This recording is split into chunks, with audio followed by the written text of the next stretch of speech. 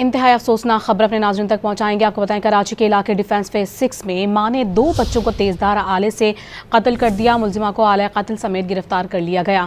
مزید اس خبر کی تفصیلات جانیں گے. ڈان نیوز کے نمائندے عاصم خان ہمارے ساتھ موجود ہیں. عاصم بتائے گا کیا کچھ سامنے آیا ہے, اتنا انتہائی قدم اٹھائے اس ماں نے؟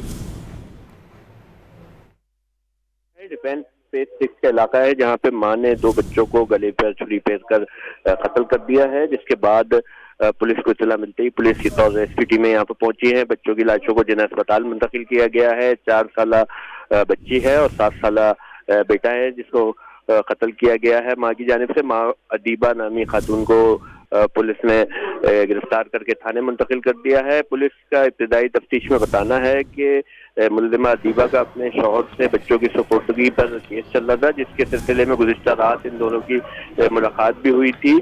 تاہم آج صبح سویرے جو ہے ماں نے یہ انتہائی قدم اٹھایا اور دونوں بچوں کو جو ہے گلے میں چھری پہن کر قتل کر دیا, جس کی اطلاع ملتے ہی ریسکیو ٹیم اور پولیس موقع پر پہنچی ہے.